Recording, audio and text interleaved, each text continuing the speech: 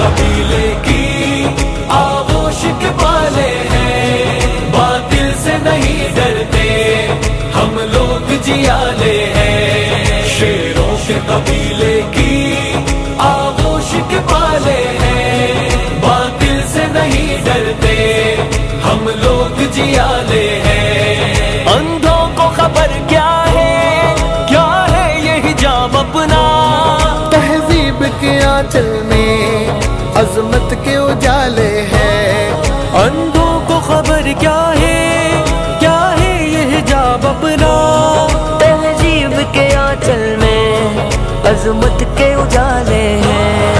शेरों के कबीले की आगोश के पाले हैं, बातिल से नहीं डरते हम लोग जियाले हैं।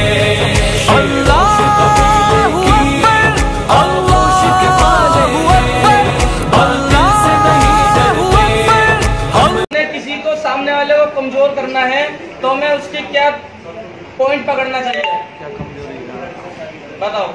सामने वाले को बिल्कुल सही। अगर हमने मुसलमानों को कमजोर करना है तो सबसे पहले हमें उनकी लड़कियों पे टारगेट करना होगा। जहां हम उनकी लड़कियों पे टारगेट करेंगे अपने आप ही साले कमजोर हो जाएंगे। भाइयों, मैं आपको यकीन दिलाऊंगा। और इस बैठक में एक आधिकारिक घोषणा है, और यह घोषणा है जो भी हिंदू समाज का व्यक्ति, हिंदू धर्म का व्यक्ति, चाहे वो ब्राह्मण हो, चाहे क्षत्रिय हो, चाहे वैश्य हो, चाहे वह शूद्र हो, वह किसी भी मुस्लिम युवती के साथ शादी करेगा तो अखिल भारत हिंदू युवा मोर्चा के किसी भी जिला कार्यालय पर जाकर के 2.5 लाख का चेक और 6 महीने उनके रहने की व्यवस्था, उनके खाने की व्यवस्था और उनके पूरे सुरक्षा। बट हमारे में ये भी बोला जाता है कि अगर हमने मुस्लिम पुसी मार ली है तो हमारे पाप धुल जाते हैं। किसी और ने भी सुना है? और हाँ, एक बात चली थी एक पिछले पैनल में, मैं एक चीज बताता हूँ। पिछले पैनल में लिसन मेरी बात सुनो। एक पिछले पैनल में एक लड़के ने बात बोली, इफ यू आर धक्के मार रहे हो पिंक पुसी को, वही मुस्लिम की, तो 7 मंदिर बनाने जितना पुण्य मिलेगा। एग्जैक्टली। तो भाई अगर ये मुझे ना इस चीज पे टेस्ट करना है तो है कोई यहाँ पे? हाँ जी हर्ष भैया, correct you, it's not about 7 मंदिर, बाबरी तोड़ने जितना पुण्य मिलता है। अरे जी माइक फ्लैश जी, बेहतरीन भाई। लेकिन हम टॉपिक से क्यों जा रहे हैं? टॉपिक से भटको मत गाइस। पिंक कूची प्रायोरिटी गाइस। पिंक कूची इज अ प्रायोरिटी। तो लेट्स गो टू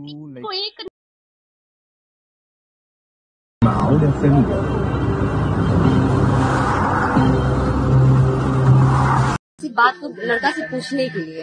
अच्छा। क्या है नहीं है, क्योंकि अच्छा। यहाँ की जितनी महिला है, जितना लड़का है, वीडियो भी बना रहा है, बुरा गाली भी मुझे दे रहा है। अच्छा। बहुत तरह के गाली दे रहा है। अच्छा। मारने के लिए भी सब ये प्लान किया कि मारो इसको। इतना मेरे साथ। युवती ने बताया कि उसकी मुलाकात नेटवर्क मार्केटिंग करते समय लड़के से हुई थी, जिसके बाद दोनों एक दूसरे से प्यार करने लगे। लड़के ने उससे शादी भी कर ली। इस दौरान एक बार लड़की गर्भवती भी हुई, लेकिन आरोपी और उसकी मां ने मिलकर जबरन अबॉर्शन करवा दिया और अब लड़के की शादी कहीं और करवाई जा रही है, जिससे पीड़िता परेशान है और अधिकारियों से मिलकर न्याय की गुहार लगा रही है। दैनिक भास्कर के लिए मुजफ्फरपुर से उज्जवल कुमार की रिपोर्ट।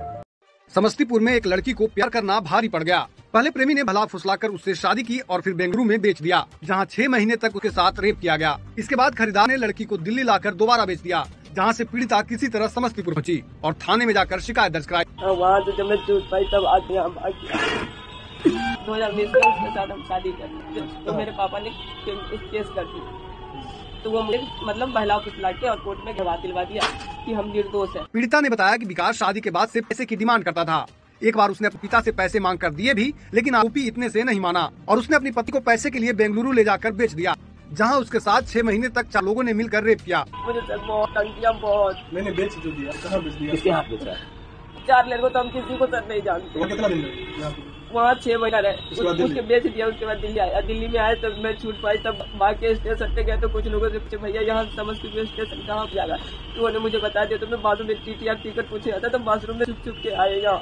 वहीं इस घटना पर महिला थाना अध्यक्ष पुष्पलता कुमारी ने बताया कि आरोपी फिलहाल फरार है, उसकी गिरफ्तारी के लिए छापेमारी की जा रही है। दैनिक भास्कर के लिए समस्तीपुर से अमित कुमार की रिपोर्ट। हम तुमसे ज्यादा खुश रखते हैं ऐसे। इतना तो प्यार मेरी मम्मी भी नहीं करती होगी जितना मेरा राजू मुझसे करता है। मैं तो और शादी करना चाहती है कि नहीं? मैं हाँ करूँगी।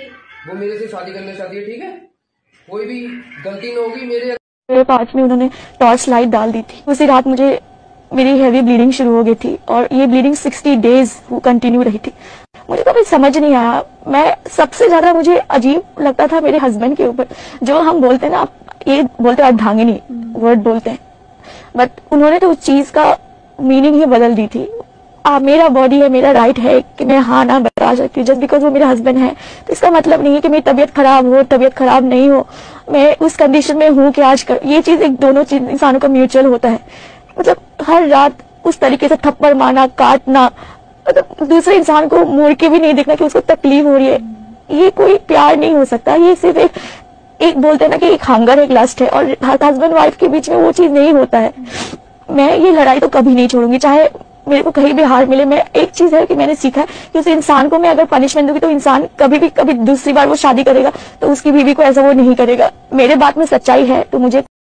जीनत अच्छे से बात करना माँ। जीनत बोलना माँ, क्या आवाज है? रो मत जीनत, हमारी जीनत बोलना। जीनत बहन बोलना, मैं तेरी मदद करूंगी। जीनत बोलना बहन, जीनत बोलना। जीनत रो मत जीनत, तू बोलेंगी तो मैं कुछ करूंगी ना। जीनत बोलना, जीनत बोलना बहन, बोलना, रो मत। आंसू पोछ, पानी पी, आंसू पोछ। नको रो जीनत, देख उन्हें आ जाएगा। नको रो, चुप बैठ तू, जल्दी जल्दी बोल मेरे को क्या हुआ। बोल बहन। अब्बा कैसे?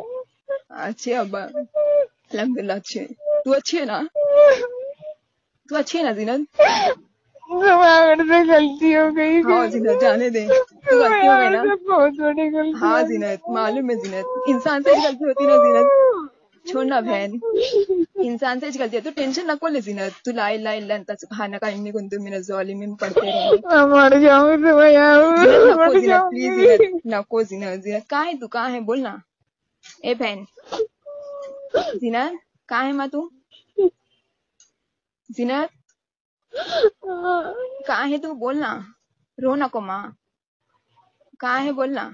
माफ कर देगा जीनत, माफ कर दी जीनत, माफ कर दी जीनत। छोड़ना, हम लोग अभी माफ कर रहे हैं ना जीनत, तू रो मत प्लीज।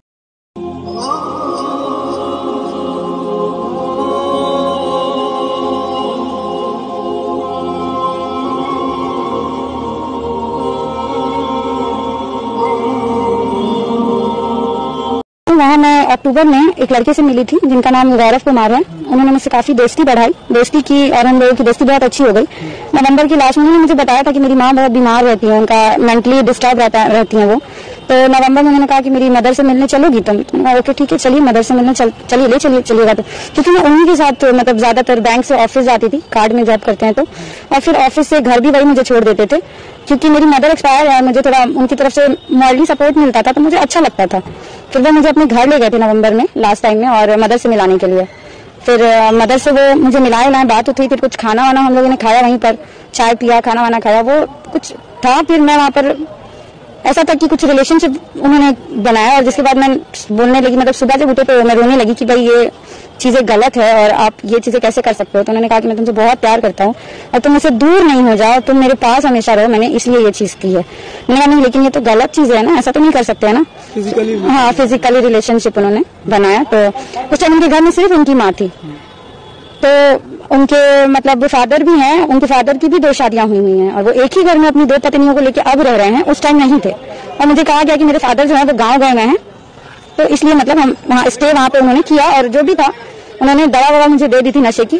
सुबह में जब हम उठे तो हम ये चीज उनको बोले कि आपने ये सारी चीजें क्यों की, तो भाई हम तुमको खोना नहीं चाहते हैं, और जब हम तुमको फर्स्ट टाइम देखे थे तब कंपनी में थी, मोहित नाम का लड़का मेरे को आके बुलाया, बोला जबरदस्ती मेरे को बेला फुसला के लेके गया। गाड़ी पे बिठा के, फिर उसके बाद वहाँ से कार में मेरे को ज़बरदस्ती लेके गए और मेरे को बहुत सारे जन मिलके संदीप और क्या बोलते हैं मुकेश भाई नाम का व्यक्ति, वो मेरे को ज़बरदस्ती लोग ने शादी करवाया था, बोला कि तुम्हारा धर्म चेंज करो, और उसके बाद मेरे को राजस्थान लोग ने भेज दिए। उसके बाद वहाँ पर मेरे साथ वो ज़बरदस्ती भी किया लड़का ने, और दारू पी के मैंने मारा भी मेरे को, और क्या बोलते फिर मैंने मौका पाते मेरी अम्मी को फ़ोन करी, तो वहाँ पर बहुत सारे लोग आए थे और उन लोग बोलने लगे क्या बोलते तुम लोग भाग जाओ, तुमको पैसा देंगे, 3 लाख रुपया भी मिलेगा तुम्हारे दोनों को, ऐसा बोले उन लोग ने।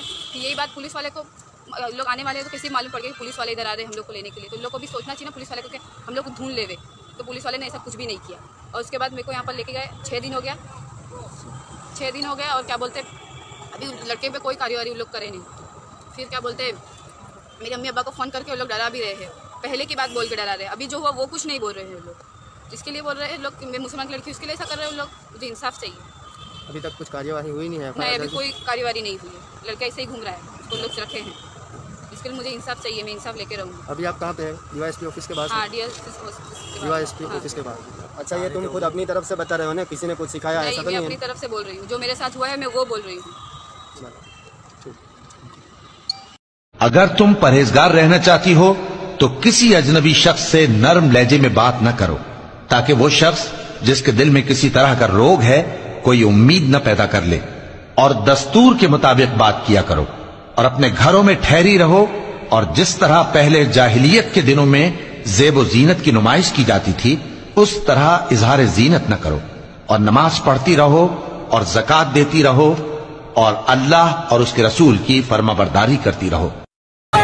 मुस्कान तेरे जैसी हो कौम की हर बेटी, मिल्लत के सभी सपने अब तेरे हवाले हैं। मुस्कान तेरे जैसी हो कौम की हर बेटी, मिल्लत के सभी सपने अब तेरे हवाले हैं। शेरों के कबीले की आगोश के पाले हैं, बातिल से नहीं डरते हम लोग जियाले हैं। शेरों के कबीले की